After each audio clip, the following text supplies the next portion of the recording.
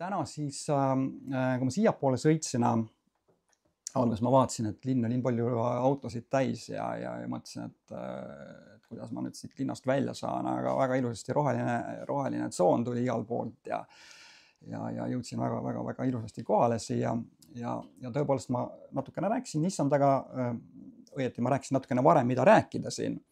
Aga kui sa kõnnid koos Issandaga, siis sa ikka suhtled temaga ja kuulad, mis ta sulle räägib ja siis ma küsisin ta käest selle tänase koosoleku kohta veel üht-teist ja ta kinnitas ja ütles mulle sedasama asja, et just, et ta tahab seda prohvetlikku vaimu välja valada.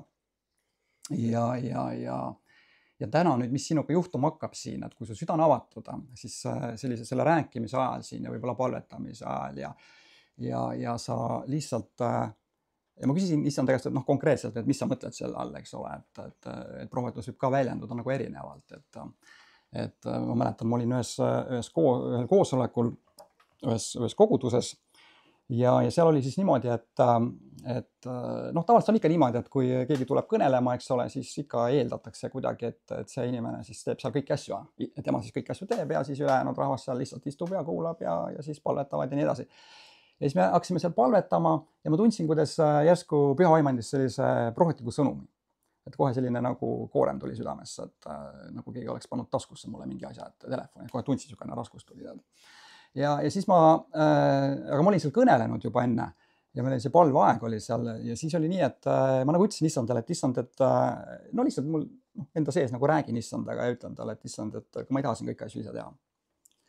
Ja natuke aega niimoodi, no ja ma hakanud seda prohvetlikku sõnumit seal kohe välja rääkima.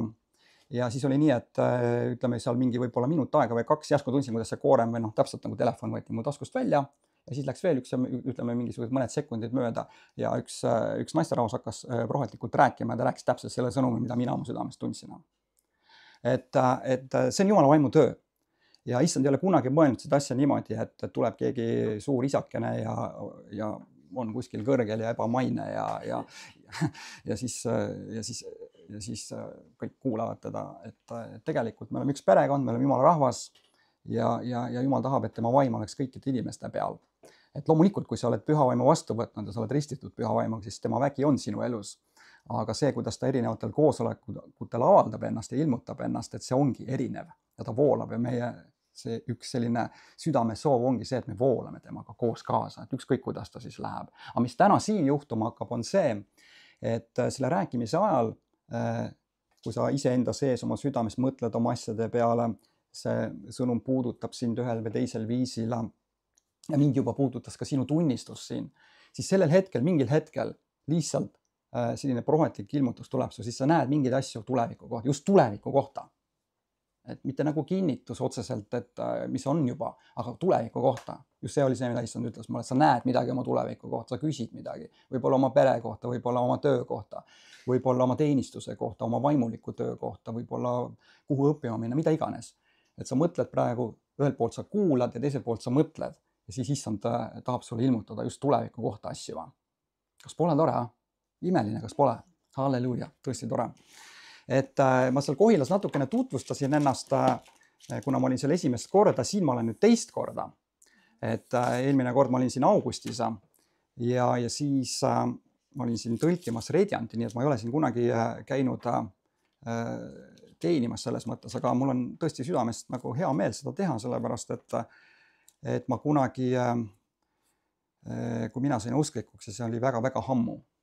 Et ma isegi ei mäleta täpselt seda aega enam, sest ma olin selline väike laps siis.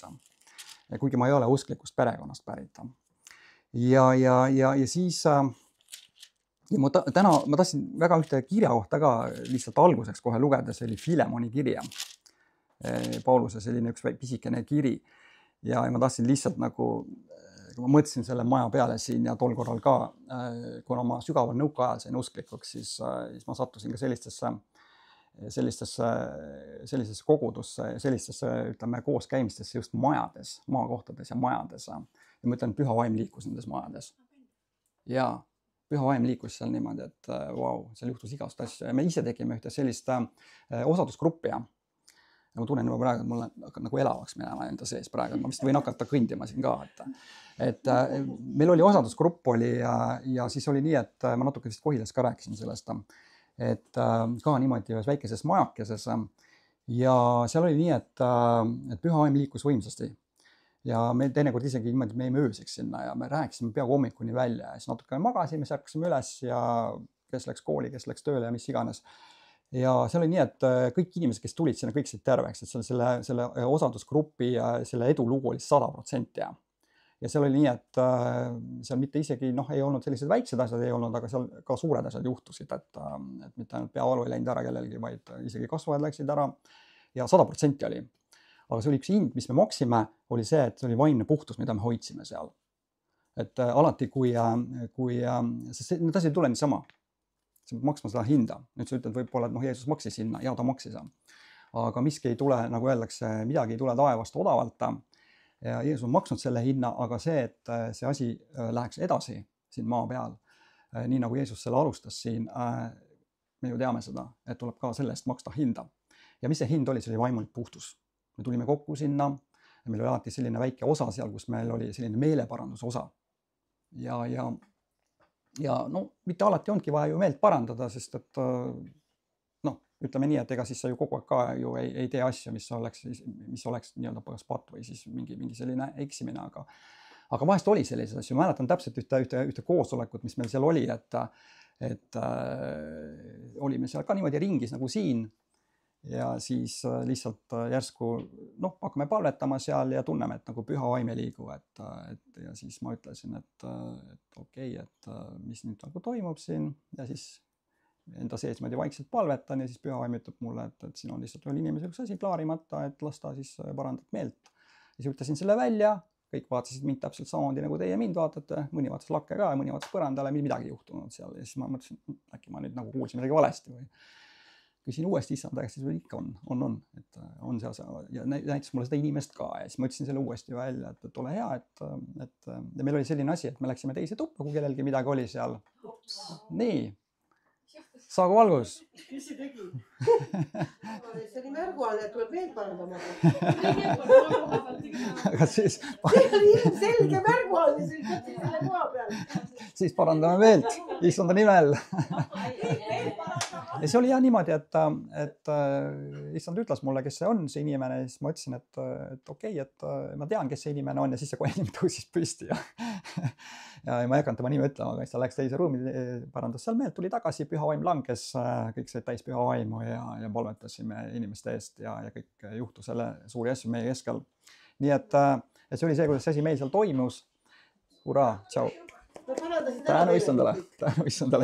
Nii et ühesõnaga täna ka siis ja ma tahtsin kohe lugeda selle Pauluse kirjast Filemonile. Siin on selline toredasti algab kohe see kiri, et Paulus, Kristus Jeesuse vang ja vend Timoteus armsale Filemonile, meie kaastöölisele ja armsale õele Appiale ja Arhipposele, meie kaasvõitlejale. Ja siis ta ütleb siin, ja sinu majasse kogunevale kogudusele. Ja sinu majasse kogunevale kogudusele. Amen, amen. Et issand tegelikult ju ei ole üldsegi piiratud hoonetega, et selleks ei pea üldsegi mitte nagu kirik olema. Ja tihtipeale sellistes väikestes osadustes, ja mis ta nii väike ongi, et päris palju meid tegelikult siin koos, et rohkem kui Jeesus ja 12 apostlit. Et sellistes väikestes osadustes teinekord juhtub palju kiiremini ja suuri asju kui võib-olla isegi suurtes kirikutes, kus on palju inimesi ja palju uskmatust ja mäletate, kui Jeesus evangeeliumis on öeldud, et kui Jeesus läks oma kodukohta, siis piibel ütleb, et ta ei saanud seal teha palju tunnustähti ja imesid, ta ei saanud. Seal piibel ütleb, et ta ei tahtnud teha, piibel ütleb, et ta ei saanud seal teha ja ta pani imeks nende mida? Uskmatust. Et usk on see võti. Ja usust ma räägin täna ka, sest et issand on andnud mulle õpetamise Anni ja ta on kutsunud mind rääkima isiklikust usust, selle tähtsusest. Ja nii nagu ma ka eelmine kord ütlesin, et on asju, millest peab rääkima palju. Ja usk nii nimisõnana kui tegusõnana on üldse Uues Testamendis ju kasutatud üle 400 korrani, et see on hästi läbiv teema. Ja sellest peab nii palju rääkima, kuni see jõuab kohale. Ja kõik asjad ei jõua kohe kohale. Et see võtab aega.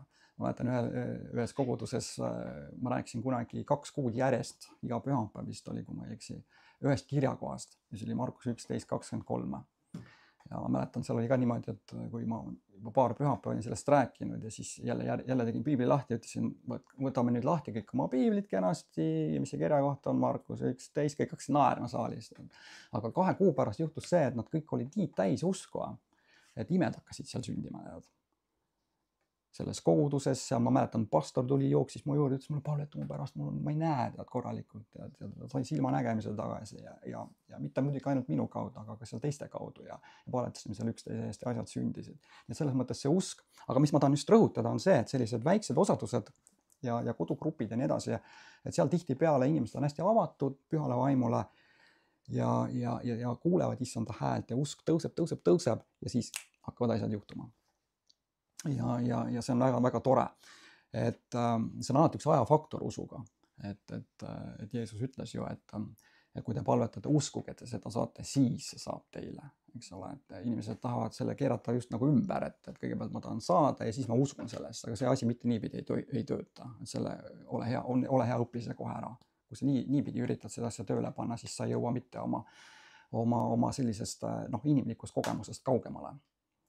Et alati võib muidugi juhtuda seda, et tuleb keegi ja pühavaimu annid avalduvad, mis on ka alati hästi tore. Kui nad avalduvad, siis tihtipeale asjad juhtuvad hästi kiiresti. Aga ma olen olnud usklik kuskil circa 40 aastat ja issand kutsus ka mind kohe üsna alguses noorena. Ma hakkasin ka käima juba ringi ja jumala sõna rääkima ja kogu nende aastakümnete jooksul ma olen näinud ja võin sulle täiesti 100% kindlusega öelda, et jah, pühavaimu annid avalduvad aeg-ajalt, nad ei avaldu mitte kõikide jaoks ja alati, aga siin-seal midagi avaldub ja sa ei saa kunagi olla päris lõpuni ju kindel, et kas ta avaldub sinu jaoks. Et näiteks Katrin Kuulmanni koosolekutel käisid ju 10 000 inimesed ja tema elus töötas 2 jumala andi, pühavaimu andi. Üks oli siis tunnetuse sõna ja teine oli anded terveks teha. Ja seal alati said 100 inimesed terveks, alati, ratastoolidest tulid välja inimesed, aga seal olid ka 100 inimesed, kes ei saanud terveks. Ja seal ei olnud kunagi, et 100% said. Aga kui me vaatame ja loeme evangeeliumeid, ja ma mäletan eelmine kord ma ütlesin, soovitasin lugeda seal Kohilas teil mida? Evangeeliumeid. Et on 4 evangeeliumit, nii et igas kuus on 4 nädalat. Kui sa loed iga nädal ühe evangeeliumi läbi, siis sa saad aastas lugeda evangeeliumid läbi 12 korda, eks ole. Et kui sa tunned, et sul on aega vähe ja sa nii palju ei jõua lugeda, siis loe näiteks 1 kuu jooksul 1 evangeelium läbi, siis sa jõuad ka seal 3 korda aastas nad kõik läbi lugeda. Nii et väga hea. Miks ma just soovitan evangeeliumid lugeda, on sellepärast, et seal on meie issand ise rääkimas, ütlemas asju, tegemas asju ja läbi evangeeliumi lugemise sa lihtsalt Jeesusega väga-väga niimoodi lähedalt oled nagu temaga koos. See on minu selline kogemus, sellepärast ma väga armastan neid lugeda. Ja ütleme vanast testamendist ma väga avastasin enda jaoks, et ma kogu aeg loen laule. Ja ma mõtlesin, miks ma neid laule kogu aeg loen. Ja esiteks nad on mul hästi südamelähedased, aga just seesama asi, et kuna laulud hästi palju on tegelikult selline hästi selline, ütleks isegi niisugune nagu lähedane ja intiimne selline osadus issandaga. Et kui Taavet seal räägib, ta valab oma südant välja ja räägib väga palju oma sellisest, mida ta nagu kogeb koos issandaga. Ja sellepärast ütleme evangeeliumid ja laulud, ma ütlen, et sa midagi muud ei võiks lugeda, loomulikult loeb muud. Ka Benny Hinn muuseas loeb ju piibli läbi igal aastal 3 korda. Ja teate isegi ju, vägev jumala mees ja kui hästi ta õpetab ja nii edasi. Nii et veel kord, majasse kogunevale kogudusele, väga äge. Et issand õnnistab seda paika. Ma eelmine kord, kui ma siin käisin, siis ma juba tundsin. Halleluja, väga hea on. Okei, aga siis liigume siis edasi. Ma kasutan täna päris mitmeid kirjakohti ka, nii et kui sul on olemas, sa võid lugeda, kui sul ei ole, kuula. Ja eelmine kord siis Kohilas ma rääkisin sellest Jakobuse kirjakohast ja ma tahangi öelda siin kohal seda, et need pühavaimu annid, millest ma rääkisin, need avalduvad nii, nagu püha vaim tahab. Seal on väga selgelt Korintuse kirjas öeldud, mitte nii, nagu sina tahad. Aga on üks asi, mis sealt evangeeliumitest välja tuleb väga selgelt. Ja usk no on lihtsalt niivõrd vaimustav asi selles mõttes, et kui sa vaatad kõigis 4 evangeeliumis, eks ole, neid lugusid loed seal, siis seal on ka 100% edulugu. Ja kuulan seda, et see on nagu minu arust nagu mitte ainult lihtsalt vaimustav, vaid see on ka, annab sulle sinu sisse sellise sõnult kirjeldamatu lootuse ja perspektiivi. Ja mis see on? See on see, et kõik inimesed ei saanud terveks, kes elasid Jeesuse ajal. Isegi need inimesed, kes puutusid kokku Jeesusega, ei saanud terveks. Aga kõik inimesed, ja see on see, mida Pühakiri õpetab meile, kõik inimesed, kes tulid Jeesuse juurde õige südame hoiakuga, uskudes temasse, kõik inimesed said vastuse. Kes tulid ta juurde õige südame hoiakuga ja uskudes Jeesusesse. Ja väga paljudele inimestele Jeesus ütles lause, sinu usk on sind aidanud.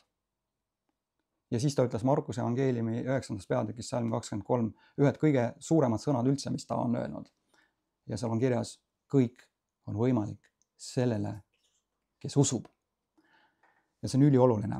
Ja see vahe nüüd, mis ma tahangi nagu rõhutada, on see, et kui sinu elus sa oled käinud võib-olla palves, oled tulnud siia ette, võib-olla sa ei ole saanud vastust kellegi teise teenimise läbi, siis alati sa võid saada vastuse läbi oma usu. Alati. Sa ütled, Marek, need on ilusad sõnad ainult ju, aga alati. Kas sa nagu üle ei keera vinti või? See on see, mida Pühakiri õpetab.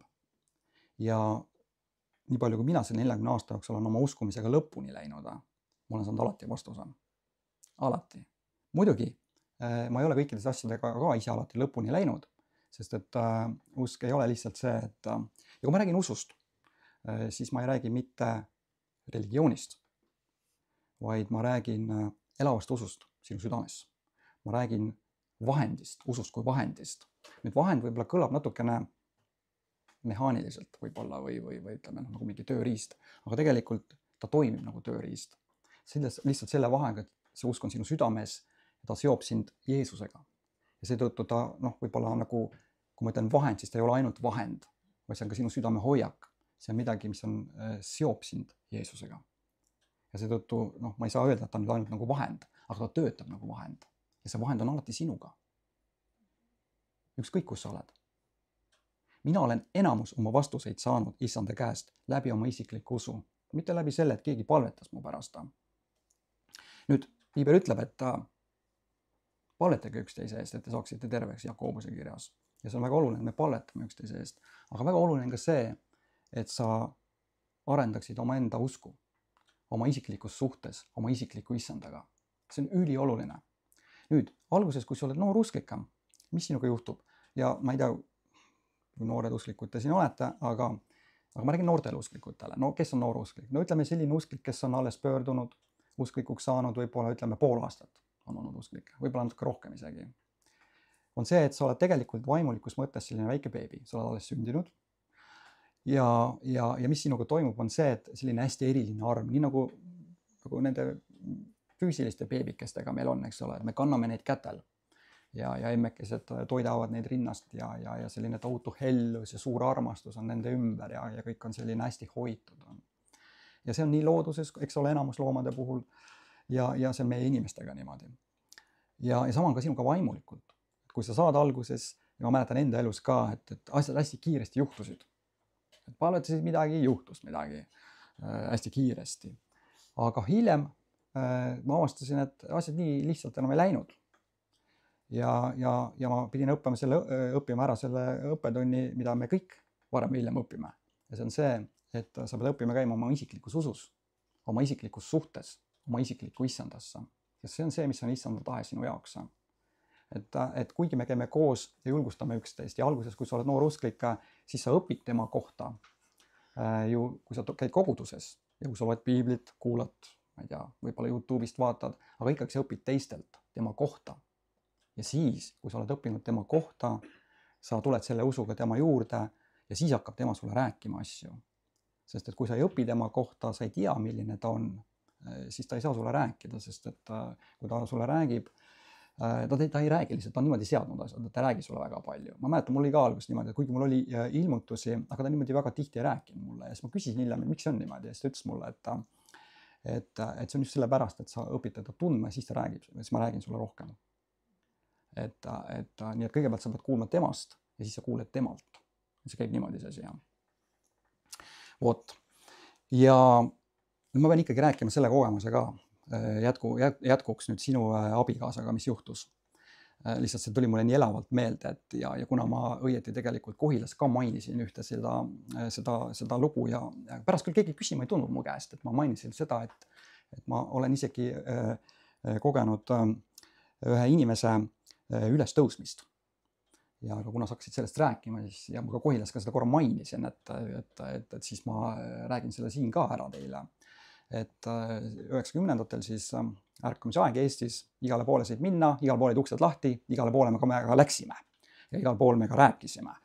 Ja nii nagu piibel ütleb, et nad läksid välja ja jutlustasid igal pool ja issand töötas ühest nendega, kinnitas sõna tunnustähtedega, mitte igasuguseid jutt, aga sõna.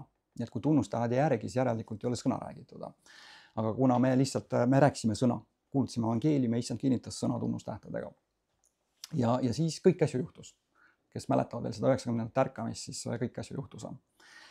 Aga ja siis oli ükskord oli niimoodi, et samamoodi üks õde tuleb mu juurde ja ütleb mulle, et kuule, et ole hea, et tule.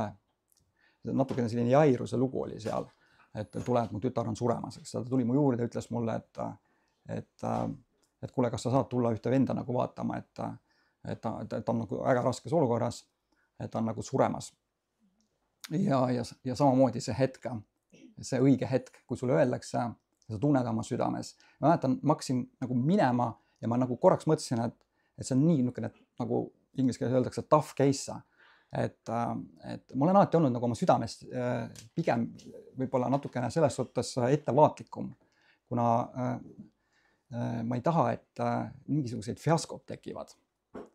Et ma tahan kuulda issanda häält. Nüüd see ei tähenda seda, et ei pea ka nagu arad olema, et kindlasti on vaja tegutseda ja võib-olla parem on see, kui sa võib-olla natukene eksid, ei ole ka hullu midagi, aga ütleme, kui sellised väga rasked asjad on, ütleme, nii-öelda laual, siis ei taha ju eksida.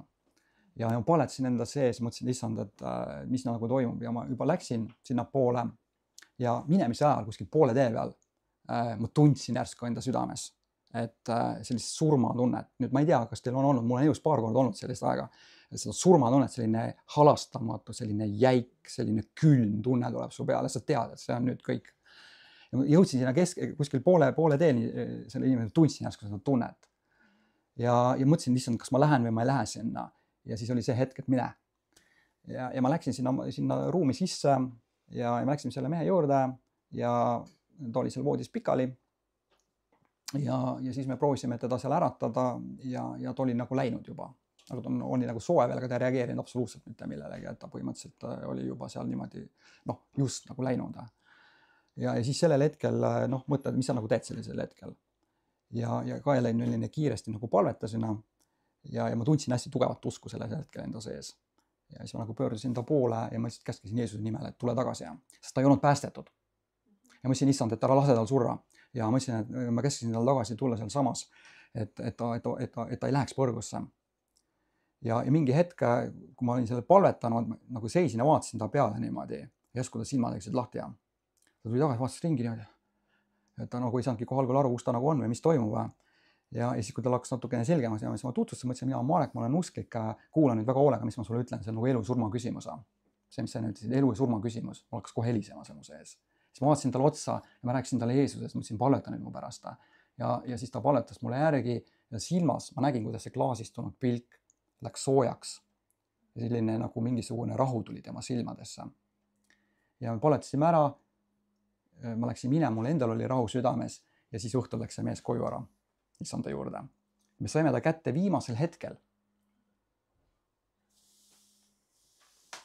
Et see sama asi, et nagu Merki ütles siin, et see hetk ja kui on sellised väga tough case'id on, vaata, te olete kindlasti kuulnud seda õpetust, et Jumal ei sunni mitte kedagi. See on õige, ta ei sunni. Et kui miski nagu tuleb su peale nagu sund või selline nagu rõhub sind, siis see ei ole enamasti, see ei ole Jumal, kes on selle taga, see ei ole püha vaim. Aga kui on väga sellised kriitilised hetked, sellised ekstreemsed hetked on, siis sa võid tunda. Piibel ütleb ka, et vaimu sunnil läks Jeesus kõrbesse. Ja sellistel väga kriitilistel hetkedel on vaja kohe tegutseda. Sa võid tunda väga tugevat sundi, aga see tuleb alati seest poolt. See ei tule kusagilt väljast. Ja see ei ole ka selline mingisugune segad. Sul võib korra tekkida see hetk, kus sa oma südames nagu, sa mõtled, sest et kui on niisugused rasked asjad, siis sa nagu, ikka su mõistus tahab sinna vahele tulla ja öelda sulle mingeid asju. Aga sa tunned oma südames. Aga enamus aegadest sa seda ei tunne niimoodi väga jõuliselt. Et see pigem on ikkagi selline vaikne hääl sinu südames.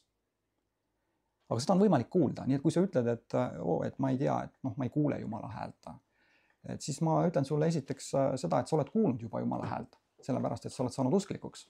Ja ei ole võimalik saada usklikuks, kui sa ei ole kuulnud tema vaikset häält oma südames. Sa oled kuulnud seda häält, sa oled öelnud sellele jah, sinust on saanud usklika.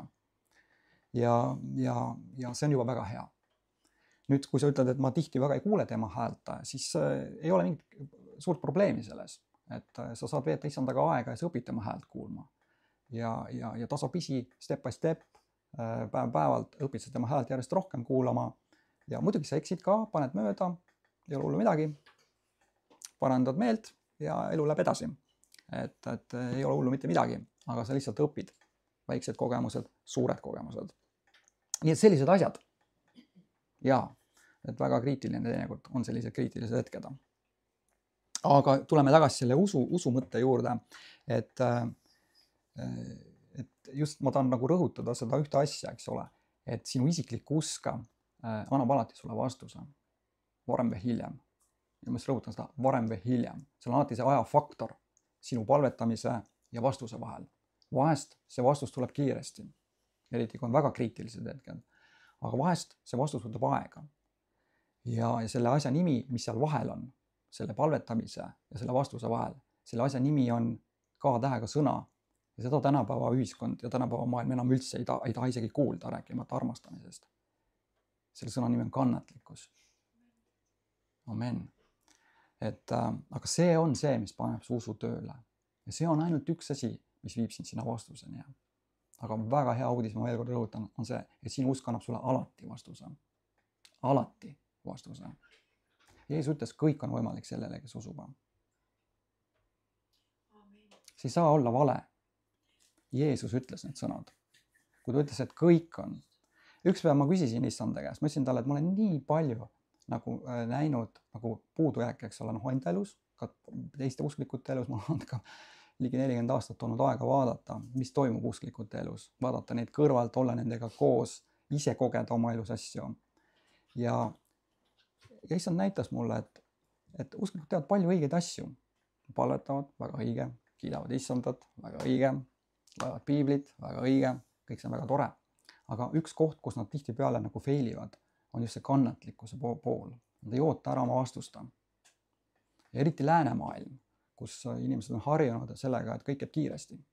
Kiirtoit ja kõik asjad, kiirnuudlid ja kõik asjad kõik käib kiiresti. Ja kui see kohe ei tule, siis seda ei olegi olemas. Kõik seo. Et proovime järgmine kord uuesti ja kuidagi teistmoodi siis. Aga see ei ole mitte see, kuidas asjad käivad koos issandaga. Ja mõelge nüüd ise selle peale. Abraham uskus 25 aastat, kui ta sai omale järeltulija. Ja issand tuli talle öelnud seda ju. Konkreetselt ta ju ütles talle, see ei olnud, et ta luges seal pühakirja ja siis luges ja siis hakkas sealt nagu midagi lihtsalt oma peaga uskuma. Et see on ka üks asi, mis ma tahaks nagu natuke niimoodi nagu rõhutada, on see, et usk ei tule piibli lugemisest. Et kunagi, kui see usu liikumine oli, ususõna liikumine nii-öelda, siis inimestele, vanemad kristlased mäletavad ja ma ise olen ka selle läbi teinud, selle kooli, on see, et väga palju ka rõhutati usku, piibli lugemist ja jäi mulje, sellepärast, et selles liikumises väga vähe tegelikult räägiti ja sellest, see alati küll öeldi seda, et usk tuleb kuulmisest ja kuulmine tuleb Jumala sõnast, aga inimestel jäi mulje, et ma kuulen Jumala sõna, kui ma seda välja ütlen, ma loen seda ja siis usk ei tule niimoodi. Sest piibel ütleb väga selgelt, et kirjatäht suretab, aga vaim teeb elavaks. see on püha vaim, kes peab sulle rääkima. Ja see ei sünni lihtsalt niisama lambist. Lambist tuleb ainult valgus ja vahest ei tule ka valgus sealt, nagu me just äsja kogesime. Aga usk tuleb tõesti kuulmisest ja kuulmine tuleb siis, kui issand ütleb sulle ja issand ütleb sulle siis, kui sa räägid temaga, kui sa suhtled temaga, kui sa küsid ta käest asju. Ja kui ma eelmine kord ütlesin teile, et kuidas on vaja lugeda piiblit ja nagu Smith Wigglesworth kunagi ütles, et mõni loeb piiblit seal heebrea keeles ja mõni loeb teda kreeka keeles, aga parim viis piiblit lugeda on lugeda ta pühas vaimus. Ja mina ütlen sulle niimoodi, et loe piiblit palves. Sa küsid mu käest, et Marek, aga kuidas ma nüüd palves loen seda? Et kas ma siis, mismoodi ma palves loen seda? See ongi see, et sa palvetad, sa ütled, issand, ma hakkan lugema su sõna, ma tahan sellest aru saada, ma tahan, et sa ilmutaksid mulle seda sõna, ma tahan, et sa räägiks mulle selle kaudu. Niimoodi palvetadki. Ja siis hakkad lugema. Ja siis sa loed neid kirjakohti. Ja enamus ajast sa ei saagi aru, mis siin kirjas on, eriti kui sa oled noor kristlane. Sa nagu loed seda ja kõik on niisugune segane jutt. Peetrus, kes oli selline lihtne kalamees, eks ole, temagi oma kirjas ütleb, et kui te Pauluse kirju loete, siis võibki niimoodi asjad minna sassi. Ta ütles seda. Lugege Peetruse kirjas. Teise Peetruse kirjas lõpus, viimane peatükk. Ta ütleb seal. Ta ütleb isegi, et inimesed lähevadki segaseks, hakkavad väänama ja keerama pühakirja ühele poole ja teisele poole. Aga kui sa loed palves ja sa küsid, ütled, et näed, see kirjakoht siin, ma ei saa aru sellest kirjakohast, issand, ilmuta mulle palun. Ta hakkab ilmutama sulle. Ja nüüd ma jõuan tagasi uuesti selle Markus 9:23. Ma teadsin seda kirja kohta juba siis, kui ma olin niisugune väike. Sest ma lugesin seda ja see sai mulle elavaks, sest issand ilmutas mulle seda. Aga üsna hiljuti ma küsisin uuesti ta käest üles. Mõtlesin, et ma olen nii palju näinud puudujääke, et kõik on võimalik sellele, kes usub. Kõik, et see on natukene vinti üle keeratud lause ju. Ma ei öelnud seda uskmatusest talle, aga ma ütlesin talle, et natuke nagu, see on lihtsalt nagu mul selline vestlus issandaga. Ja ütlesin talle, et siis ta nagu üsna jõuliselt ütles mulle. Ta ütles mulle, pane mind proovile. Halleluja. Pane mind proovile. Ja päris mitmed asjad, siis ma ütlesin, okei, teeme, sõidame. Ja mul ongi nagu mitmed asjad juba niimoodi talle pandud nii-öelda teda proovile. Ja siis, kui need on nii-öelda vastused on manifesteerunud mu elus, siis ma räägin teile, annan teile tunnistust nendest ka. Aga ja niimoodi see on. Aga just, et ma tahan rõhutada, et usk ei tule mitte piibli lugemisest, aga selle kaudu, et püha vaim räägib sulle piibli kaudu. Issand on otsustanud, et on selle kirjutatud sõna taga. Ja vaatamata sellele, et kui sa loed evangeeliumeid ja pühakirja ja sa näed seal igasuguse huvitavaid salme ja inimesed on lugenud ja me ju teame, et usk ei tule selles mõttes, sest siis iga inimene, kes oleks pühakirja lugenud, oleks olnud usklikuks, aga me teame, et nad ei ole saanud. Kommunistid ka lugesid, eks ole. Igasugu Nietzsche ka luges, nad läksid lolliks peast, eks ole. Ja kunagi oligi siuke ütelus, et inimene, kes loeb piibli läbi, läheb hulluks. Ma mäletan, kunagi oli siuke ütelus. Seda ei mitte usklikud ei rääkinud, aga usmatud rääkisid sellist juttu. Ja ma alati ütlen selle lause peale, et see on väga hea. Et sa lähedki hulluks, aga väga positiivses võtmes. Et usk hakkab kasvama. Aga just, et sa oled palves, sa oled osaduses. See on hästi oluline asi. Et sa seda mõistaksid. Nüüd sa ütled, aga ma olen ju kuulnud seda 10 kordi ja kuule veel 10 korda. Mäletate, ma eelmine kord rääkisin teile selle loo, et kuidas üks noormees Norvel Heisi, ma olen ainsa eestlasena lõpetanud Norvel Heisi piiblikooli. Oi, siia ei tohi koputada. Okei, et ta rääkis lihtsalt, ta on muidugi fantastilisi lugusid rääkinud, aga ma mäletate eelmine kord, mis Koilas ka rääkisin seda, ma räägin võib-olla mõnda asja lihtsalt üle, et ühed kordavad ja teised siis kuulevad, kes seal ei olnud. Et üks noormees neil aegadel siis levisid need kassetid, tänapäeval me kõik vaatame siin YouTube'i ja on selline YouTube'i kristlus, eks ole. Aga siis olid sellised kassetid, et need olid siis jutlusi täis ja siis kuulati neid ja siis see noormees kuulas ühte tema Norvel Heisi seeriat, kuulas seda kokku 25 korda umbes. Ta ütles, kui ta oli 18 korda kuulanud seda, siis ta hakkas nagu aru saama, ta hakkas kohale jõudma, mis talle tegelikult öelda taheti. 18 korda.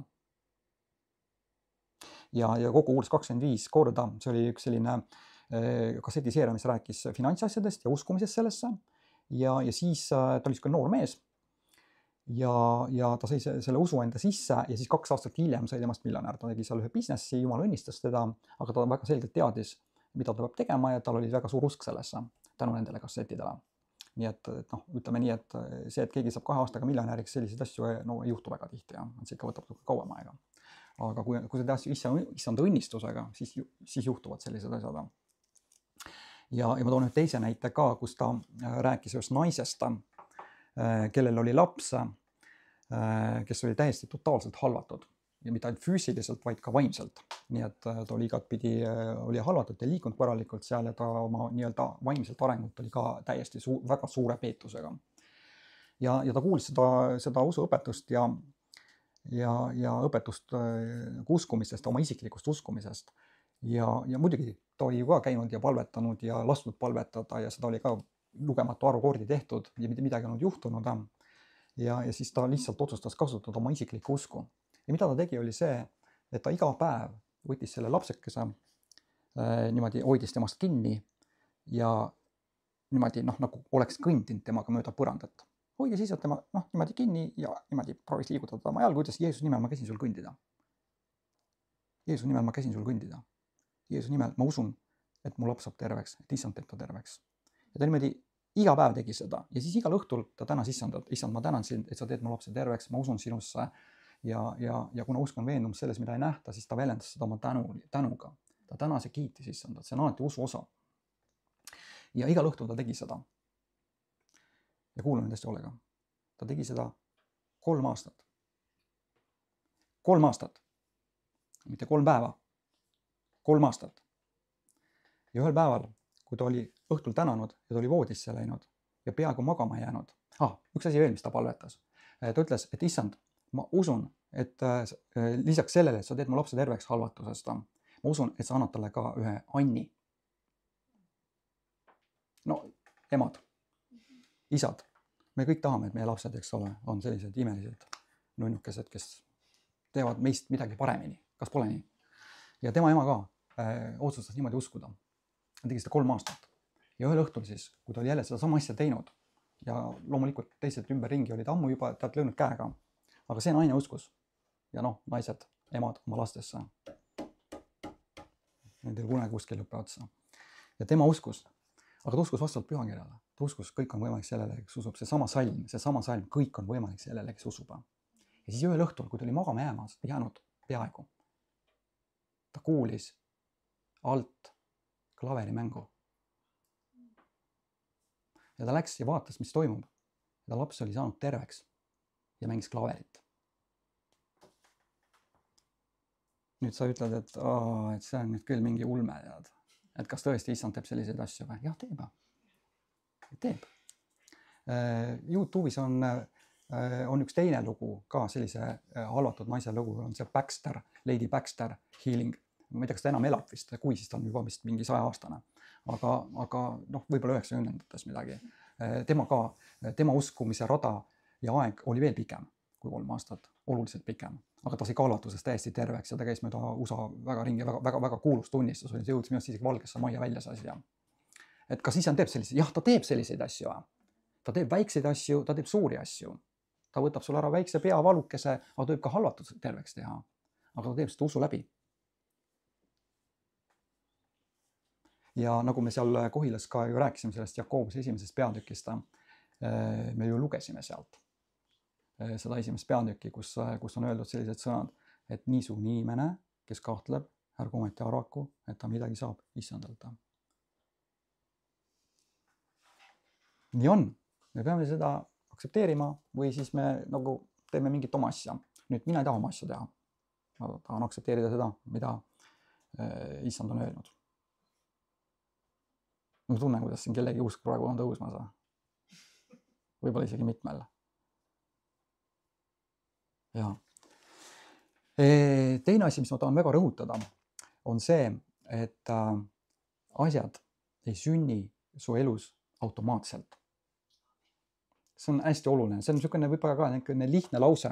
Võib-olla sa oled ka kuulnud seda ja ma ei tea, kes teil on siin käinud rääkimas ja mis inimesed, mis sõnumitega. Aga asjad ei toimi automaatselt. Vaid asjad toimivad uues lepingus usu läbi ja ka need kallid tõotused, mis issand on andnud, need kõik toimivad usu läbi. Seal on alati mingid tingimused, see ei ole niimoodi, et midagi toimub lihtsalt automaatselt. Nii et kui sa arvad, et sa oled lihtsalt, et asjad juhtuvad su elus siis, kui sa oled selline tore inimene ja me kõik olemegi ju toredad inimesed, naeratame siin, oleme viisakad ja oleme sõbralikud ja toredad ja sa oled tore kristlane, käid koguduses, loed piiblit, oled moraalne, ei varasta töö juurest midagi, mis iganes, oled tore inimene, siis see ei tähenda seda, et asjad veel automaatselt toimivad sinu elus. Ja sa tuled koosolekule, sa kiidad issandat, sa koged tema ligiolu. Nüüd tema ligiolu, selle kohta öeldakse niimoodi, see on nagu love blessing, et sa koged issandat. See on väga tore, ma ka siin laulsin ja kiitsin issandat ja tundsin tema ligiolu, aga see ligiolu ei tähenda seda, et tema tõotused hakkavad täitama su elus kuidagi niimoodi lihtsalt automaatselt. See ei juhtu niimoodi.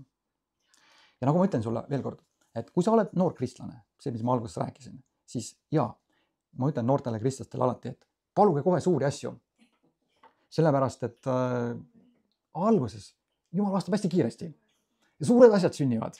Ja kui sa noor kristlane, palu kohe suuri asju, ära palu väikseid asju, palu suuri asju, mis iganes, ulmet, palu ja näed, kus asjad hakkavad juhtuma.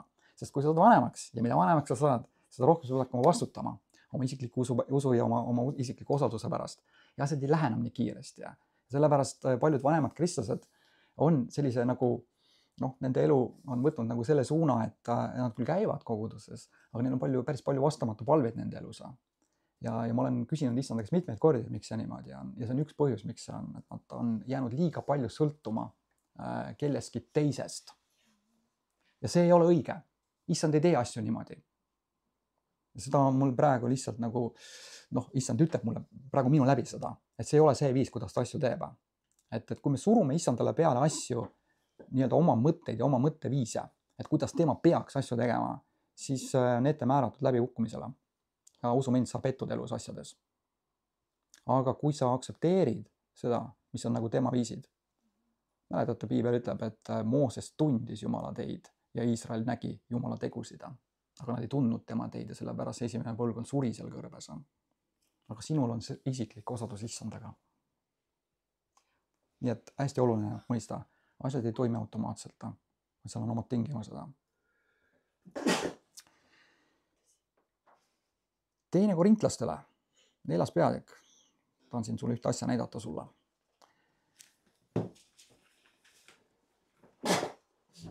Aga ma küsin su käest selle küsimuse. Mõtle enda sees.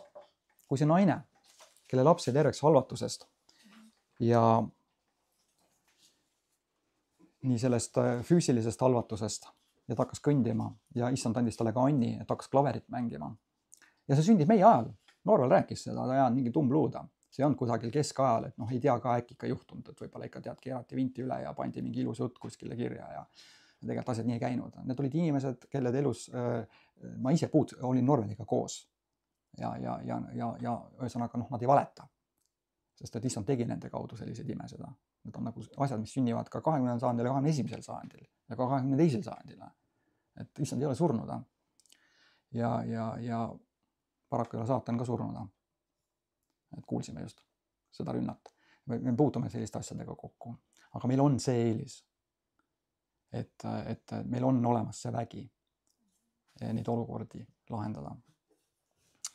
Aga mõelge nüüd, see küsimus, mis ma pidin küsima, on see, et aga kui see naine oleks teinud seda, mida ta tegi seal ja usus püsinud, kui ta oleks teinud seda 2 aastat ja 8 kuud ja siis ära lõpetanud,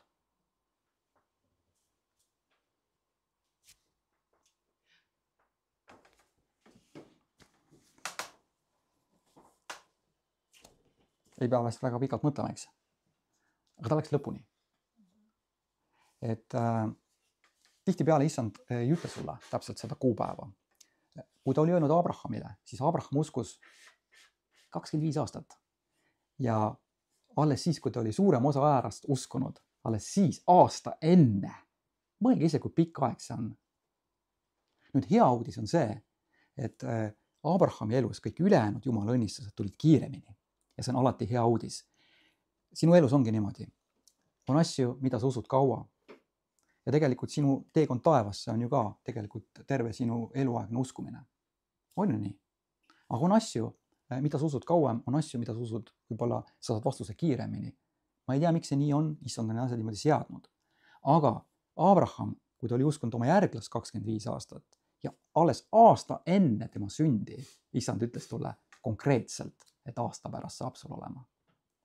Sinnamaani pidi ta uskuma täiesti niimoodi, et ta ei tea iialgi, millal see vastus tuleb.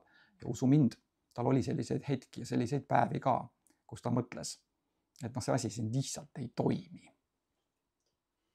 Mäletate, Abraham üritas siis ise midagi ette võtta ja siis juhtus seal see Ismaeli lugu. Ja nüüd me siiamaani näeme Lähis-Idas, mis seal toimub, kogu see konflikt. See on ju tegelikult puhas nii-öelda vennatapu ja suguvõsa vaheline arvete klaarimine seal, mis ei lõppe enne ära, kuni issand tuleb tagasi.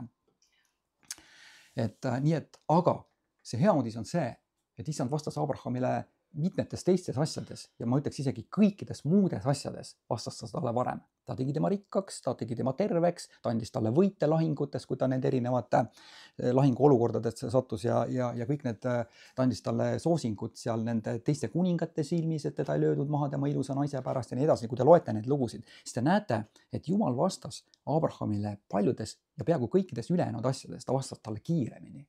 Aga selles ühes asjas pidi Abraham uskuma väga kaua aega. 25 aastat, õieti 24 aastat pidi uskuma nii selle punktini, kuni issand ütles tal konkreetselt, et nüüd aasta pärast saab olema Saaral. Ta sünnitab, mille peale muidugi nad hakkasid seal naerma. Vähemasti Piibel ütleb, et Saara naeris selle asja üle, sest ta mõtles, et see ei ole lihtsalt enam võimalik. Nii et kui mingi asi sinu elus nagu ei paista sündivat, siis üks asi, tee kindlaks, kas oled kuulnud issandalt või sa oled mingit oma asja tegemas. Kui sa oled kuulnud issanda käest, siis hoia sellest kinni. Mismoodi ma hoian sellest kinni? Ma räägin sulle, mismoodi sellest kinni hoida. See 2 Korintlastele 4. peatükk. Siin on nüüd, õieti võiks tegelikult lugeda juba siit salmist 7. Aga see ei ole kunagi halb pühakirja lugeda. Loeme siit alates salmist 7 ja läheme siit niimoodi ja alustame. Aga meil on see aare saviriistades, et üliväga suur vägi oleks Jumala poolt ja mitte meist. No, me saame aru juba, eks ole, millest siin jutt käib. Et sina oledki see saviriist, on ju, sinu keha, surelik keha, aga issand on oma vaimu andnud sinu sisse. Ja pane tähele, mis asi see teeb sinuga, et see vägi on sinu sees olemas. Meid rõhutakse kõike pidi, kuid ei suruta maha. Me oleme nõutumad, aga me ei heida meelt. Pane tähele, isegi sul võib olla situatsioon, kus sa oled nagu nõutu. Ja kui sa käid usus, sul on vahest sellised nõutuse hetked. Sa ütled, aga Marek, aga sul on ju isiklik osadus issandaga, et sa ju räägid ja palvetad ja kuuled. Ja, tõsi, ja. Aga ma olen lihas ja mul on mõistus ja mõistus räägib mulle ka asju. Ja vahest issand ei ütle asju sulle just sellepärast, et sa püsiks usus. Sest kui ma ütlen sulle, et näiteks, Merike, aasta pärast sul saab olema näiteks seal mingi see asi. Saad omale lapse. Ja. Siis kui ma sulle niimoodi konkreetselt ütlen sulle aja, siis mis juhtub on see, et inimestel on kalduvus lasta nagu nii-öelda selle köie lohisema. Selles võtmes, et inimesed siis nagu enam pärast ei viitsi väga pingutada, nad arvavad, et see asi juhtubki. Öeldi ja küll ta siis juhtub ja nad põhimõtteliselt, see on tegelikult, see laseb usu lõdvaks. Aga kuna usk ongi sinu vastus ja kui sa usu lõdvaks lased, sa ei näe seda vastust mitte kunagi. Ja see on see põhjus, miks ta alati ei ütle sulle vastuseid niimoodi täpselt, konkreetselt, ajaliselt. Et su usk ei läheks lõdvaks, sest sinu usk ongi sinu vastus. Ja läbi selle sul tulebki vastus. Ja sellepärast paljudel uskikutel ja kristlastel, nad ei näegi mitte kunagi vastuseid. Aga issand ütles mulle ju. Aga vaadake, Iisraeliga oli täpselt samamoodi. Et issand ütles talle, ma olen andnud teile selle maa. Minge vallutage see. Ta isegi ei öelnud, et mingi võtke seda, mingi vallutage. Nad pidi sellega seal nagu vaeva ka nägema. See ei tundki niisama neile. Ja esimene põlvkond ei jõudnudki sinna. Ometi issand oli öelnud neile. Ja see muidugi ühe teise sõnumi teema, aga ma lihtsalt nagu mööda minnes mainin sulle, et see, et issand on sulle öelnud, ei tähenda, et asi kohe juhtub. Ta ikkagi eeldab seda, et sa usud ja lähed selles protsessis lõpuni välja. See on hästi oluline asi. See on hästi oluline asi. Ja teine asi, mis ma veel tahan siia juurde öelda, et issand ei räägi väga palju selles mõttes, et ta ei lobise. kui sa temaga nagu suhtled, no minul ei ole nagu selliseid kogemusi, võib-olla mõnel on, aga mina isiklikult tunnen isandat sellisena, et ta väga palju ei ütle. Sellepärast, et kui ta ütleb sulle väga pika lause, siis sul läheb nagu, sa oled segadusse. Mäletad, Peetrus, kui ta kõndis vee peal, siis issand ütles talle ainult ühe sõna, tule. Ja ta üldiselt nagu ei ütle asjade kohta, eriti kui sa küsid mingeid asju tema kohta, mingite, ütleme ta palvetad usupalvet ja mingi asja kohta, siis ta võib-olla ütlebki sulle ainult ühe sõna. Või ütleb sulle nagu paar sõna. Ta ei hakka sulle mingit pikka monoloogi üldse pidama. Ta ütleb sulle lihtsalt ühe asja, sa hoiad sellest kinni. Abrahamil ta ütles ka mine välja, ta läks, ta ei teadnud, kuhu ta täpselt läheb või millal. Ta lihtsalt hakkaski minema. Ja siis hakkasid asjad juhtuma. Sest et kui ta midagi ütleks sulle niimoodi, väga niimoodi iga asja kohta, siis võib juhtuda sinuga selline lugu, see on niisugune naljakas lugu. Mulle nagu meeldivad sellised lood. Aga ma räägin selle ka ära sulle, et sa saad väga hea sellise nagu õppetunni. Et üks inimene palvetas kogu aeg iga asja kohta. Ta ka nagu sai vaimustus sellest, et oi, küll on tore, et issand räägib. Ja hakkas iga hommikul palvetama. Aga see asi hakkas nagu arenema tema nii kaugelt, ta küsis kõiki asju lõpuks issanda käest. Ühel hommikul ta siis küsib, et issand, et mul ei ole külmkapis midagi, et ma tahaks süüa. Ja hääl muidugi rääkis temaga kogu aeg. Ja siis hääl ütles aga, et tõuse üles, pane riidesse ja mine turule. Ta tõusi siis püsti, pani ennast riidesse, hakkas minema ja küsis, et aga mis ma ostan sealt turult? Et osta lesta. Ta läheb siis sinna turule, käib selle turu läbi, mitte kuskil lesta ei olnud. Hakkas siis seal nukra meelel nagu palvetama keset turgu, et issand, et aga sa ütlesid mulle, et tõuse üles, pane riidesse, mine turule ja osta lesta. Et kus see lest siis on? Ja see hääl ütles talle, sina oledki lest. Ma mäletan, kui ma esimest korda kuulin seda loo, siis ma pidin meelt parandama ausalt öeldes. Et esiteks ma muidugi naersin selle üle nagu lihtsalt pidurdamatult, sest see kirjeldas nagu natuke mu enda elu ka üsna niimoodi. Sest ma mingil hetkel ka nagu olin ka jõudnud võib-olla kuskile sellesse punkti oma elus. Aga jaa, ma usun, et issandal on ka huumorisoont ja ta neid toredaid nalju ka vahest teeb. Nii et kui sa tahad sellise olukorda sattuda, siis võib-olla äkki päris igat asja ei peaks issanda käest küsima, et kas ma peaks nagu hambaid pesema või riideid selga panema oma hommikul. Et kunagi ma küsisin issanda käest, et kuule, et aga miks sa nagu inimesed usklikult palvetavad ju tonnide viisi palveid kogu aeg, et aga ma näen nii vähe vastuseid, et miks see on niimoodi? Ja siis konkreetselt issand ütles mulle, et aga ma olen enamas inimeste palvetele vastanud juba. Siis ma mõtlesin, et tõesti, ja siis ma sain aru, et jaa, tegelikult küll. Et päris palju asju sa pead ikkagi ise ära tegema. Et ta on juba sulle tegelikult andnud tarkust, ta on andnud sulle vahendid ja nüüd sul tuleb nii-öelda ise astuda see samm, mitte oodata, et keegi kogu aeg sind lõpuni kannaks. Ja nagu see sama analoog, mis ma alguses tõin sulle, et tuleb aeg, kus sind võetakse sealt MTS otsast ära ja sa pead hakkama ise oma jalge peal käima. Ja mäletate, esimesed sammud on sellised vaevalised ja kukud ja saad natuke haiged ka, natuke valus on ka, teed seda kisa ka natukene. Vaimulikult on samamoodi, aga sa pead hakkama kõndima, sest kui sa ei hakka ja jäädki sinna sülle, siis ei kasva sinust täisväärtuslikku inimest, vaid vabandust väljenduse eest, aga sinust kasvab siis väärides. Ja see issand mitte ei taha teha, vaid ta tahab, et sa kasvaksid küpseks kristlaseks, kes on valmis võtma vastutust ja tegema päris suuri asju. See on tema soov oma kogudusega. Ja ühesõnaga loeme edasi. Nii et seda nõutu tuleku hetke võib ka ette tulla. Aga me ei heida meelt. Kui sul on see nõutuse hetk, sa jätkad uskumist issandasse. Sa ei heida meelta. Me oleme taga kiusatud, aga me ei ole hüljatud. Kas pole hea? Tagakius. See on ka niisugune asi, mida nagu tänapäeval vist väga vähe nagu üldse mõeldaksegi sellise asja peale. Aga on ajad, kus kiusatakse kristlasi taga. On riike, kus kiusatakse kristlasi taga. Põhja-Koreas näiteks. Ma just rääkisin seal Koilas ka, et ma kuulsin seal üks andis tunnistust ja ütles, et vaadake, seal ei ole ju piibleid inimestel. Seal inimesed hukatakse, kui neil leitakse. Aga põrandalused kristlased, kuskil nad kogunevad ja siis midagi on sealt smugeldatud sisse kuidagi, nii nagu kunagi ka Nõukogude Eestisse smugeldati piibleid, aga seal on veel hullem see olukord. Ja siis on niimoodi, et nad jagavad üksteisele lehti, piiblilehti. Niimoodi, et ongi ühes grupis on mingi üks piiblileht, nad loevad seda ühte lehte seal. Ja kujuta ette, kui sul on Markuse evangeeliumi 9. peatükk, see üks leht on sinul.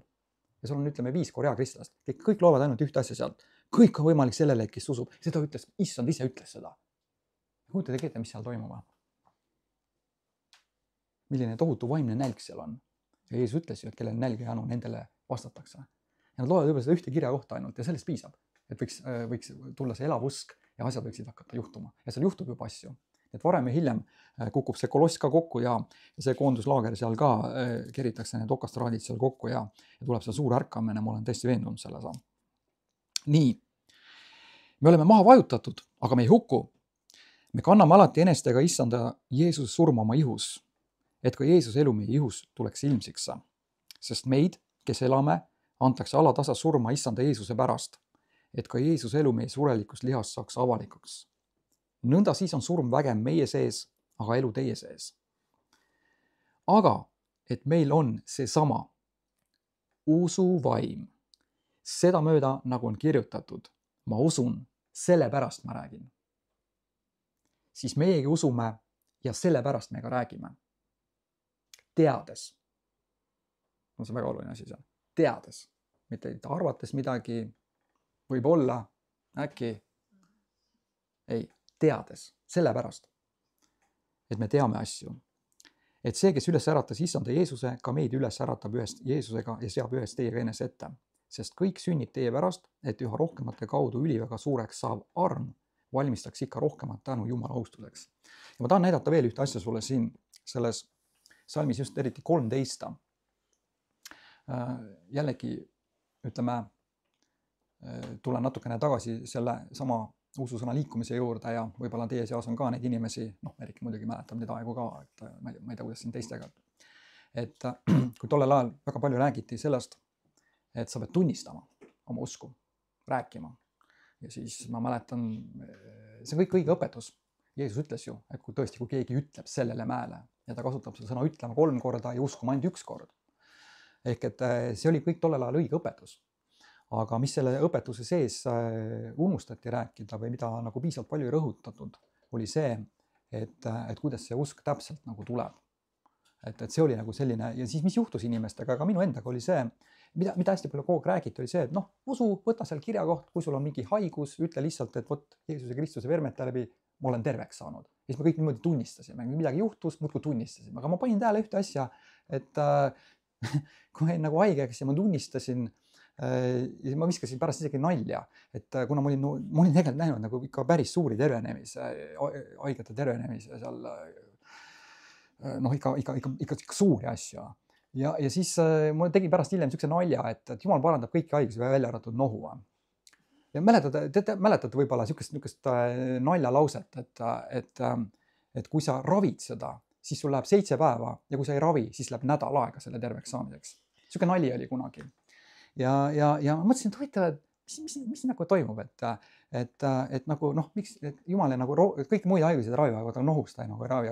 See on nüüd võib-olla mõtled, et nohu on niisugune lihtne haigus, aga ta ei ole. Ta on väga-väga ebameeldiv. Ja sa ei saa isegi, kujuta endale ette, kui sul on selline väga tugev nohu, eks ole, ja sul on järgmine peksama. Et ühel hetkel järsku see väga väike niisugune külmetus saab väga suureks probleemiks sinu jaoks, eks ole. Sul on vaja sellest nagu kohe lahti saada. Eks? Nii. On ju nii. Ja siis ma mäletan kogu seda usuõpetust seal, et muudkui hakka tunnistama. Ja siis sa saad terveks. Ja siis ma tunnistasin ja siis oligi täpselt niimoodi, et nädal aega tunnistasid ja siis lõpuks nagu said terveks ja siis tegelikult ei juhtunud seal mitte midagi, lihtsalt põdesid see haiguse läbi, oma immuunsus tegeles sellega ja kogu lugu, et need asjad nii ei toimi. Ja siis ma issandaga rääkisin sellest ja siis aja jooksul muidugi ma õppisin seda ise oma enda kogemustest ja läbi selle, mida issand mulle ilmutas sõnast, et see asi ei käi mitte niipidi, vaid et see käib niipidi, nagu siin kirjas on. Ma usun, sellepärast ma räägin, mitte et ma ei räägi sellepärast, et uskuma hakata. Et tõepoolest, kui sa loed piiblit, räägid seda sõna, tunnistad neid erinevaid kirjakohti ja siis sa kuuled seda sõna ja selle kaudu, kui issand sulle midagi ütleb ja ilmutab, siis see usk tuleb. Me rääkisime sellest enne, eks ole, aga kui seda lihtsalt niimoodi ütled, siis see on selline, kuidas öelda, psühholoogidel vist on mingi selline väljend selle kohta, et see on selline enesesugestioon. Ja see ei vii mitte kuskile. Sest vaata, see on, maailmas öeldakse ikka, et usu iseendasse. ja sportlased usuvad iseendasse ja siis inimesed nagu noh, mis iganes siis mingil valdkonnas usu iseendasse. Aga usk iseendasse seob sind sinu enda ressurssidega. Aga no me kõik teame seda, ei pea ju väga kaugele nagu mõtlema ja vaatama, et inimeste ressursid on piiratud. Jah, mõnel on neid rohkem, ta jõuab kaugemale, Gerd Kanter, eks ole, viskas vägevat ketast kaugele, mina seda nii kaugele kindlasti ei viska. Aga ma toon muuseas ühe näite. Seal istub härrasmees, päris siuke trenni teinud ja päris siuke tugev poiss paistab seal. Ma kunagi mul oli siukene lugu, et ma toon lihtsalt ühe näite oma elust. Mul teisel pool lauas istus sinu tüüpi vend oli ja mina olen nagu kogu aeg olnud siukene slim, selline, noh, ma olengi geneetiliselt siuke. Ja siis ma rääkisin talle evangeeliumist ja siis oli nii, et ta istus teisel pool lauda, ajasime juttu, ma rääkisin talle nagu jumalast ja kõik see ja siis ta ütles, et noh, et noh, seal kuidagi, ma ei mäleta täpselt seda vestlust, aga ma ütlesin, et noh, kui mul on vaja, eks ole, et issand, noh, annab mul jõudu asjade tegemiseks, eks ole, et noh, ma olen küll siukene, nagu olen, tead, siuke naiste kaalus, siuke 60 kilo, tead. Aga et noh, kui on vaja, issand, annab mul jõudu, tead. No mis mõttes annab jõudu, tead, surume kätt, tead. Ja ma ütlesin, tead, millest ma nüüd rääkisin ennast, tead. Aga ma hästi kiiresti palletasin, ütlesin, et issand, noh, aita nüüd palun, tead, et ma ei jääks häbisse. Ja surusime seal kätte ja ta ei surunud mu kätte alla. Ta ei surunud isegi niimoodi alla, vaid ta surunud mu kätte, käsi seisis paigal. Ja siis ta sai vihaseks, ta tõusis püsti, ta ütles, et kuule, et noh, ma vaatan sind, ma vaatan ennast, et mis mõttega ma seal jõusaalis käin siis üldse. Nagu sinul ka kätt alla ei suru, ta sai täiesti vihaseks sellel hetkel. Ma küsin, aga mida sa tundsid? Ma ei tea, ma tundsin mingisugune nagu betoonsein on taga. Ja see oli see hetk, kus issand andis nagu tunnistuse. Et loomulikult ma ei lähe kuskile, ma ei tea, baari ja ei hakka seal nagu mingeid väljakutseid tegema mingit sugustele tüüpidele seal, eks ole, kes on mingid 100-kilosed ja tõstavad seal, ma ei tea, mitu 100 kilo üles. Aga see oli selline hetk, kuhu ma kuidagi sattusin niimoodi vestlusega, seal tekkis selline challenge ja issand vastas kohe seal samas. Ja see oli tunnistuseks ja kui ma õieti mäletan, minu meelest see kutt sai isegi pärast usklikuks ja käis koguduses ka veel. Nii et sellised asjad juhtuvad väga erinevatel elualadel.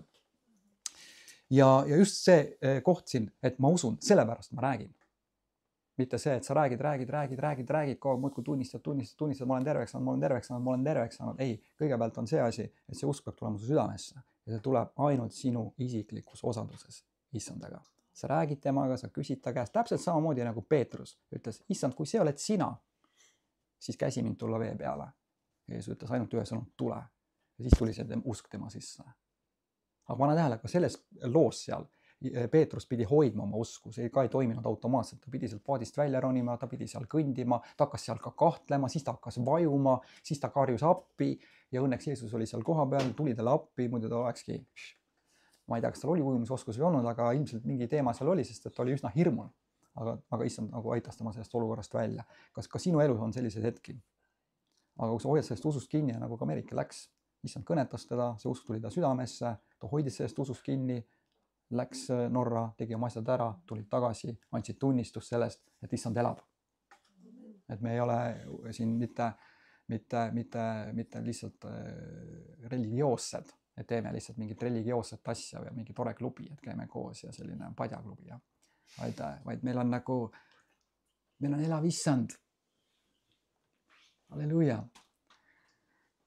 Et need olid need asjad, mis ma tahtsin sulle täna õpetada. Et asjad toime automaatselt, sul on vaja kasutada oma isiklikku usku, sul on vaja suhelda temaga, kui sa kuule tema häält, nii väga selgelt veel, suhtle temaga rohkem, veda temaga aega rohkem, sa hakkad kuulama. Usk sinu poolt on usaldus. Piibel ütleb, et aga usk on kindel usaldus. Mulle meeldib see 68. aasta tõlge. Usaldus, usk on usaldus. See on usaldus. Ja ongi nagu kõik põhimõtteliselt. Aga kui sa vaatad nagu kogu piiblit, siis sa näed, et usk on tegelikult koondnimetus väga mitmetele erinevatele asjadele. Ja kui sa paned need tükid kõik ilusti kokku, siis asi hakkab tööle sinu jaoks. Ja usu mind, tead, imelised asjad hakkavad juhtuma. Ja kui see vastus tuleb, see on nagu sõnul kirjeldamatu, mis siis juhtub. Kui sa lähed mingis asjas lõpuni välja, see on kirjeldamatu, mis juba juhtub. Lisaks selle, sa saad selle vastuse. Piibel ütleb, ma näitan selle kirja kohe lõpetuseks sulle Hebra kirjast. Lähme korra sinna. 11 peatükk. Kõik teavad seda. Mu lemmik peatükk. Usu peatükk. Ma ei taha siit kohe alguses, ma võiks siit absoluutselt iga sõna kohta hakata rääkima asju, aga aga see salm 6 seal, Hebra 11:6, siin on öeldud niimoodi, aga ilma usuta, see on ainukene asi, mille kohta pühakiri ütleb, et kuidas ei ole võimalik issandale meelepärane olla. Kõige ülejäänud asjade kohta on ta öelnud, pühakiri ütleb, et jaa, et seal on, ütleme, kui sa tood talle kiitusohvrit, see on talle meelepärane ja nii edasi, on mitmed asjad, eks ole, millega sa andmisega saad olla meelepärane.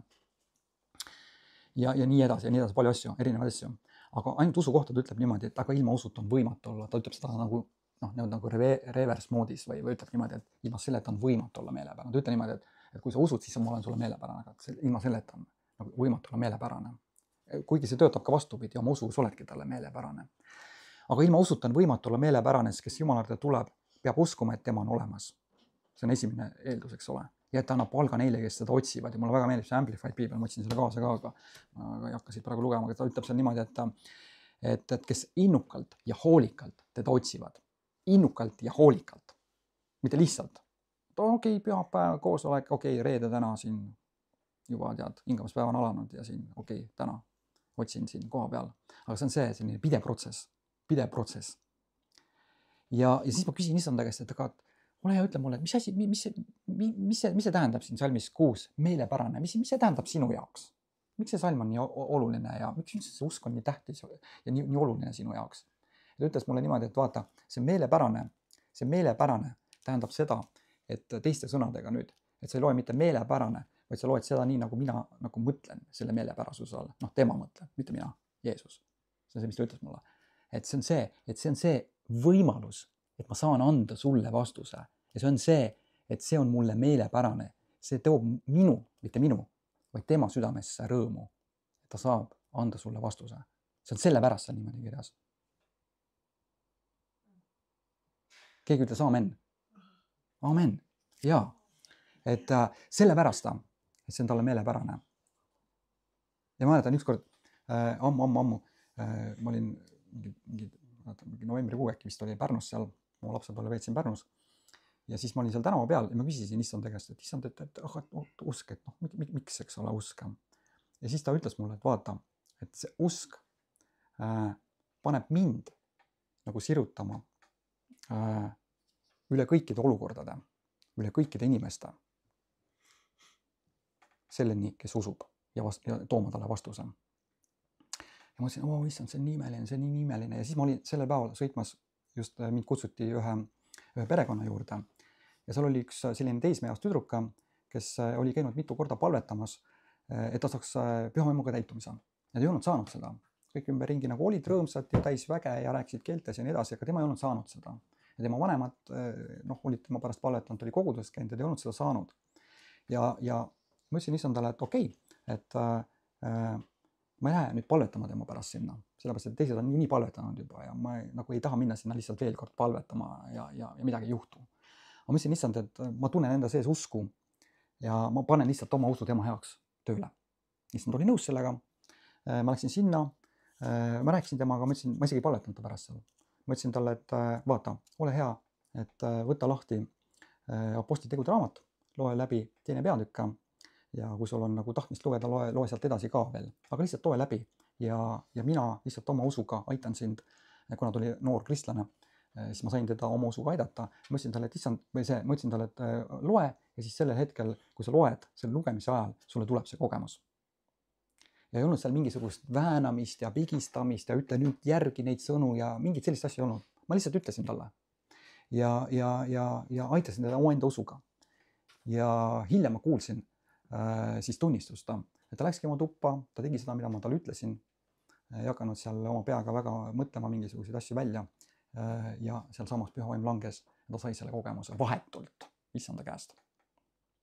Nii et asjad toimivad selliselt ja vahest me saame aidata oma usuga teisi, eriti noori, aga vanematelt, kristlastelt, issand ootab juba ise, et sa käiksid usus ja kui asjad enam ei toimi ja sa ei saa enam palvetele vastuseid, siis tuleb minna issanda jalgade ette, vaadata, mis su südames toimub, proovida tšekkida oma usku oma südames ja panna need asjad uuesti korda.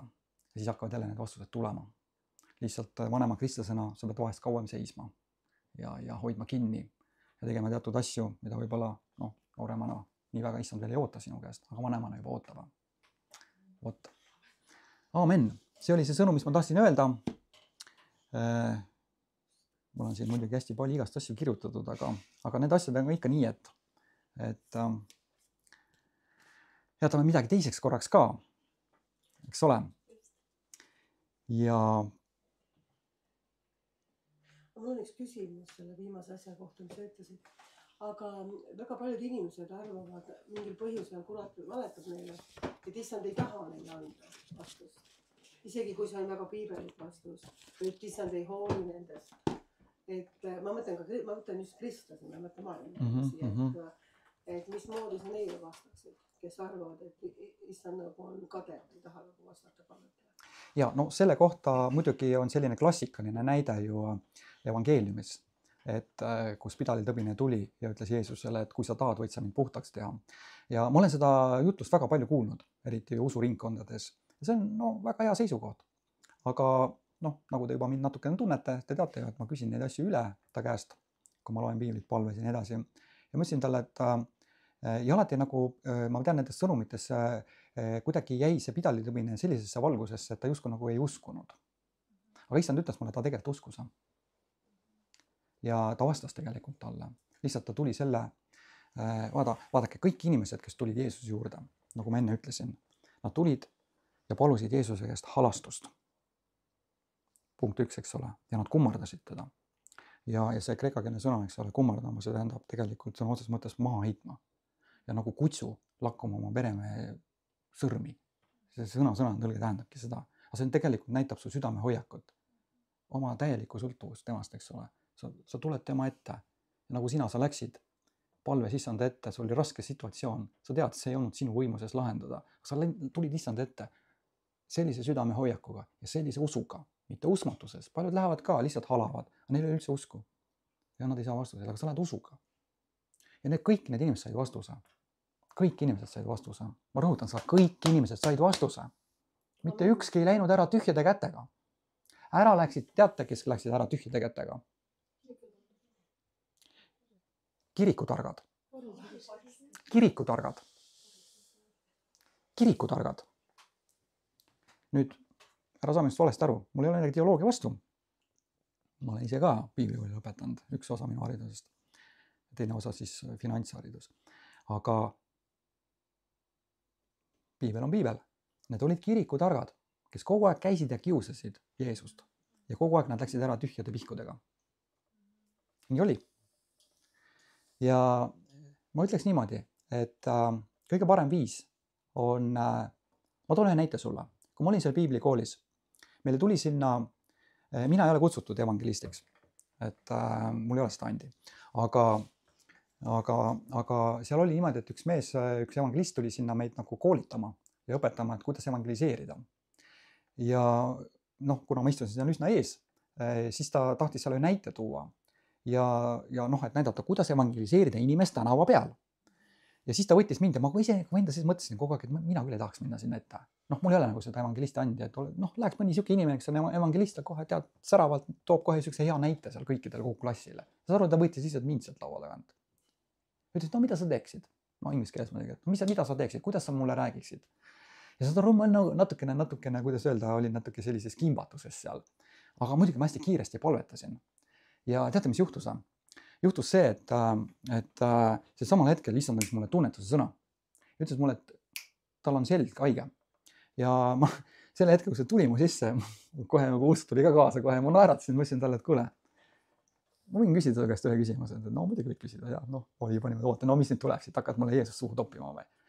Et ma mõtlesin, kuule, et aga tead, mul praegu ju selline asi, et ma sain nagu tunnetuse su kohta, et sul on seljaga probleemid. Ta nagu üllatus selle peale. Ja kus sa tead, mõtlesin, issand ilmutas mulle. Ta ütles, et jaa, see on tõsi, et ta ka tegeles seal nagu jõuspordiga ja ütles, et ta on oma selja ära nihestanud, et tal oligi see asi. Mõtlesin, see on parim tunnistus. Et kui selline inimene tuleb, siis sellised stamplaused kindlasti väga teda ei aita. Ta kindlasti ise ka kuulnud neid juba. Aga kõige parem selle hetkel kiiresti palvet enda sees ja mõtle, mida ma olen ütlema talle, issand. Sama üldse oma lähedaste inimestega, kuidas neid evangeliseerida. Nüüd ma ei taha hakata õpetama, sest ma ei ole evangelistis. Aga kui sa lähedaste inimestega räägida, siis tead, küsi niimoodi issanda käest ja kui sul mingid head ideed tule, siis ära hakka neile midagi nagu nii-öelda seda vahukorra torti nagu lükkama näkku, vaid lihtsalt räägi muudest asjadest. Nad näevad sinu elu. Mäletate, eelmine kord Kohilas ma rääkisin teile, kuidas ma selle kraani juurde läksin ja kõnetasin seda, mu vanemad vaatasid seal teisel pool lauda. Nüüd sa räägid nagu kraaniga, kust vesi tuleb ja noh, tore poiss oled meil siin, jah, armas pojakene, tead. Aga mäletate, paar päeva hiljem hakkas sealt vesi tulema. Nüüd see muidugi hakanud taevast tulema, aga issand saatis sealt inimese, keegi tegi selle asja korda ja siis hakkas tulema sealt ja siis oli minu kord nagu muiata. Aga mina oma vanemaid selles suhtes, aga nad nägid sellist asju juhtumas ja ma ei peedistanud neid evangeeliumiga. Ma lihtsalt elasin kristlasena ja nad nägid neid asju. Ühel hetkel nad hakkasid ise ütlema mulle palvetama pärast. Mu isa ütles mulle palvetama pärast. Mu isa oli parteilane, sest ta oli nõukaajal tippjuht ja keegi ei saanud olla tippjuht, kui ta on parteilane. No ta on muidugi mingi veendunud kommunist, aga ta pidi olema. Aga ta ei olnud ka usklik. Selles mõttes, et minu kodus ei tehtud mingisugust propagandat, ei usupropagandat ega ka kommunistlikku punapropagandat ei tehtud. Aga ta nägi minu elus asju juhtumas. Ja siis ta ütles mulle palveta mu pärast. Ja siis, kui ta suri, siis ma sain nägemuse ja ma nägin, et ta oli üleval rahuliku näoga. Siis ta näitas mulle. Ta oli suur rahu oli temas. Nii et ma soovitan seda, et sel hetkel palveta ja küsi kiiresti issand käest, issand, mis ma ütlen talle? Anna mulle õiged sõnad. Ja siis ütle talle. Sest et neid, igasuguseid stamplauseid, nad kõik teavad seda. Aga see hetk, vaata, kui sa ütled talle, nagu ma sellele evangelistile ütlesin, aga see tuli nagu tunnetuse sõna läbi. Ja see kohe mõjus talle. Ja oligi jutt läbi ja jaa, ongi nii. Palveta mu pärast. Ongi evangelism, eks ole. Aga muidugi evangelistidel, neil on oma varustus, neil on oma võidmine Jumala käest. Jumal ütleb talle, minge sinna, tehke seal mingi asi, pange see asi seal mingi käima, ühesõnaga, see on teine asi, see on amet, see on kutsumine, seal on võidmine, vaata. Aga kõige varem küsida. Mäletada, Jeesus ütles ju, et kui te olete kohtu ees, ärge kartke, mida öelda, vaid see on sellel hetkel püha vaim. Aga see väike palve seal ja see aitab.